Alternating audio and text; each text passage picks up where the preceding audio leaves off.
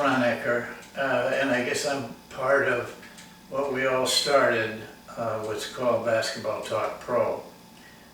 My main purpose, though, today is not being a part of that organization, which I love and I guess I started. I want to introduce you to a book. I'm the writer of the book, so I am kind of partial to it.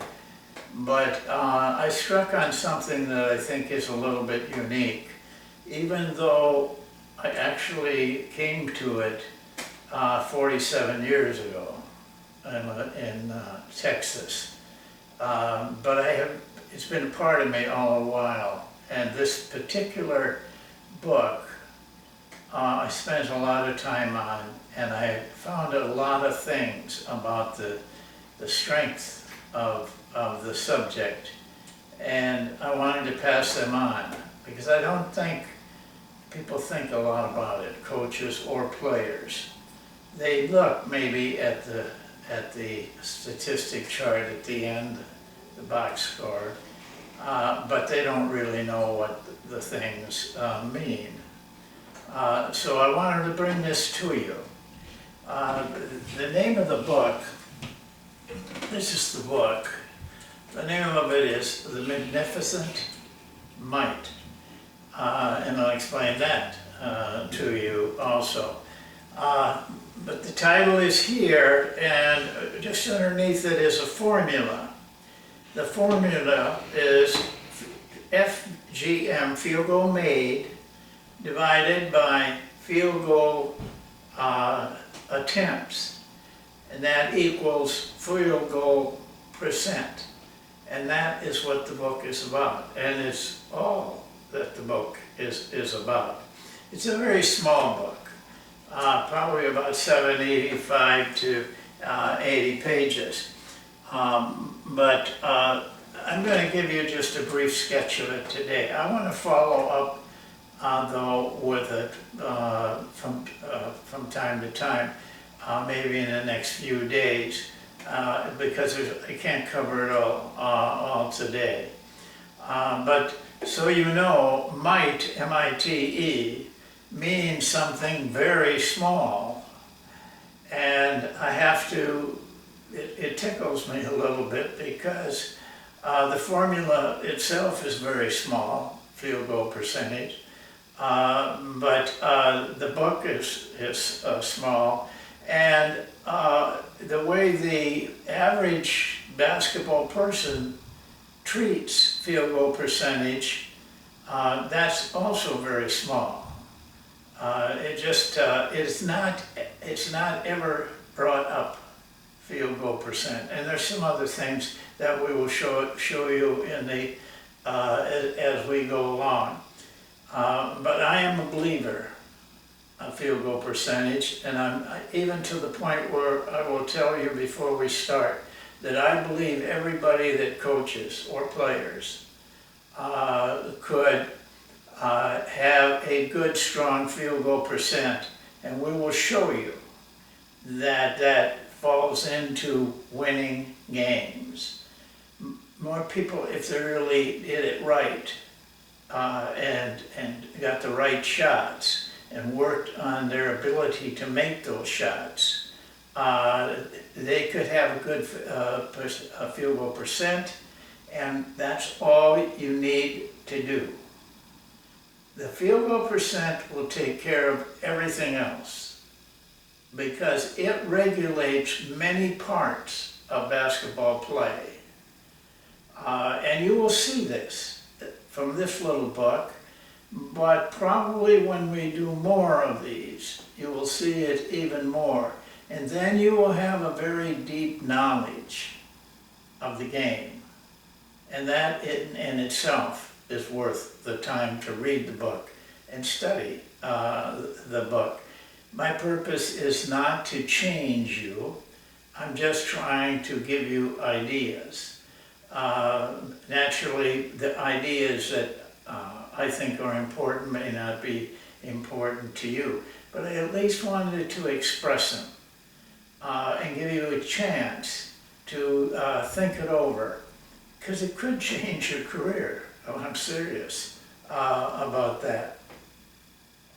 Well, that's the purpose. One of the things that have an effect on field goal percentage, and we're going to talk a lot about that, is possessions. That's another thing I don't think many of you have really thought a lot about. But possessions run the game. We have an unusual game in that we have a lot of possessions. We get the ball 80, 90 times in the NBA a game and have a chance to do something with it. And so, first of all, I'd like to identify the possessions that I think are of high value to the field goal percentage. And first of all, I gave them numbers. There are actually 7 of them. 3 of them are very minor, like a jump ball is a way you can get possession of the ball. But that doesn't happen maybe but 2 or 3 times a game. And there's a 1 out of bounds thing that doesn't happen very often. So I've narrowed it down to 4. 1 is a made field goal. You get the ball, after the ball goes in the basket, you get the ball. That's a possession for you. The number 2 is a made free throw. Both of those are critical parts. Then there is 3 and 4.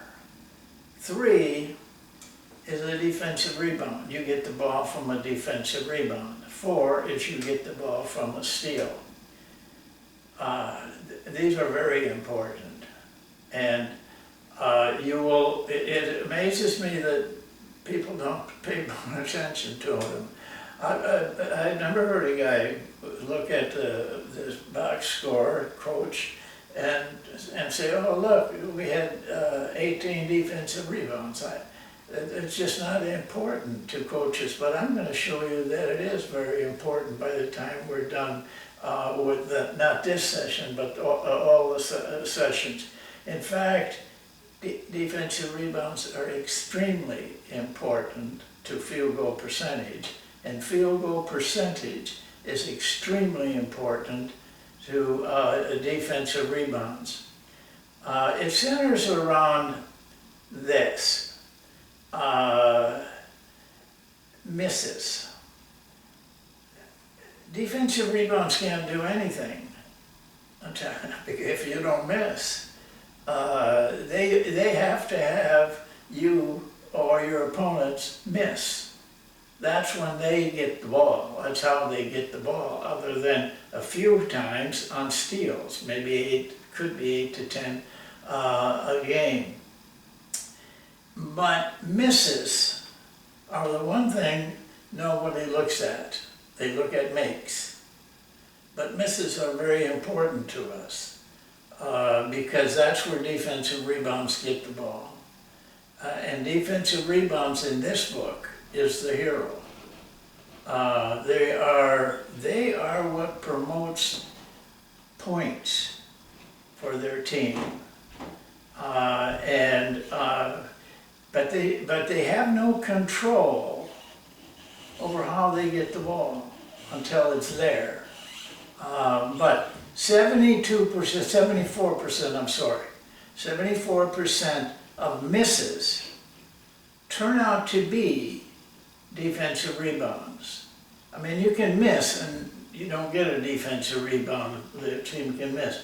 But 74% of all the misses turn out to be defensive rebounds. This is a key statistic because the more you miss, the more they get defensive rebounds.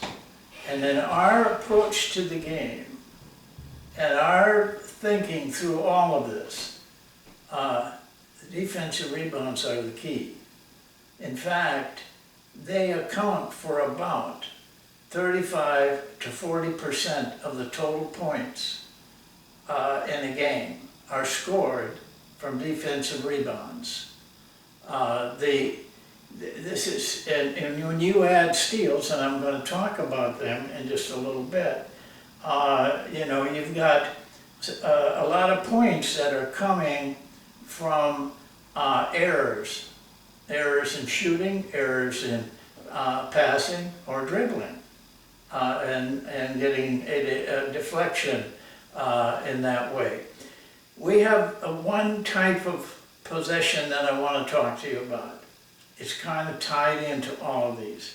It's called POP. All of this is in the book. I was going to put it on a chart for you, but it's kind of hard to see and kind of understandable. But you will read a lot about POPs in the book, and I hope you do buy the book. It's $12 on Amazon. Just go ahead and you get there. It's $12. That's all it costs. We wanted purposely to put it at a price that anybody could afford, because there's a lot of people playing basketball and trying to have a career in it that the money's a little tight. So we you know, we gave it a very good price. But POPs are this. I call them positive offensive possessions. I made the name up, POP. But they are a combination of defensive rebounds and steals. That's how POPs get the ball. And they get quite a few of them. And average, the winning team generally gets about 40 to 42, what we call POPs, which are defensive rebounds and steals. And they're the best possessions in basketball, by the way. They score the best of any other possession. So that's a powerful ally. And it is an ally to field goal percentage, as field goal percentage is to them. Because if field goal percentage is high, your team is high, there's going to be a lot less field goals. And if they're a good, sound passing team, careful, they can control how many POPs there are.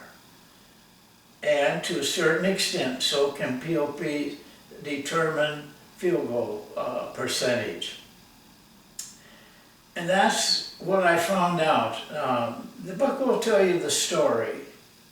I was a coach in Texas. I was very young, 47 years ago.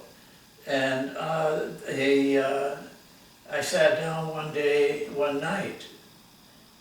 It's all in the book. I'll just give you a quick glance at it so you know what you're getting into in the book. I sat there and thought all night about what is the best way to win games. That's what we're about.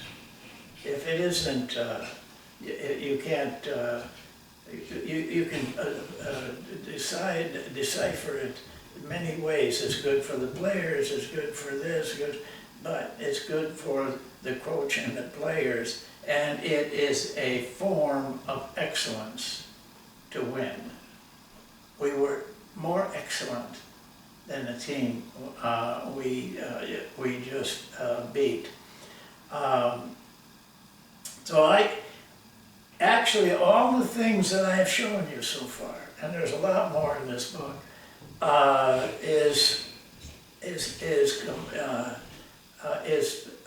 is controlled by field goal percentage. Field goal percentage has a tremendous control over the game. And I want to just ease through that with this. You'd be surprised how much control you have a game if you can put the ball in the basket without misses. The three-point shot puts the ball in the basket, occasionally, but they have a tremendous amount of misses. Those misses become defensive rebounds, and those defensive rebounds become high field goal percentage shots. That's how closely knit everything is, and even gets deeper than that. But I want you to understand, field goal percentage has a tremendous control over the game. And if you study it and put time into it, you'll see what I'm talking about. When I started with this, I knew one thing: field goal percentage helped you win. And that's how I operated for a long, long time. It wasn't until I wrote this book that I realized what was really happening to me all those years, and why I could never understand why. Because we shot a good percentage, we won. That mystified me. It was such a simple little thing, but it controls everything. One of the charts I would ask you to look at, and they're in the book, they're in the back because I wanted the book to be a narrative. But we did a study starting in 2003 of field goal percentage. We studied 1,003 games over that period of time. All high level, high competitive games. From the NBA, it was pretty much playoffs. But we also included the NCAA for men, and we also included the NCAA for women. So we were sure we had the best of the best in our country, and that is, if they're the best in our country, they're the best in the world. And so we took it from the real best type of play. Of that 1,003 games, 8 of them were won. About 860 some were won because they had the best field goal percentage. We tracked that. 84% of those games were won when the winning team, when the team that had the highest percentage won the game. Think of that. That's a large number. It's not freakish. And the other thing I will tell you that makes it more valid is that 84% has stayed the same going all the way back to 1974 when I first delved in this. It was there then too. And it was there for the next 10 years. It was there. And by the way, it's there in the NBA, but it's no more there than in women's basketball or college basketball or other types of basketball. I've been international. Everybody wins by field goal percentage. It has not changed all these years, and it really goes back to Naismith. They had field goal percentage in the late 1800s when they first started the game.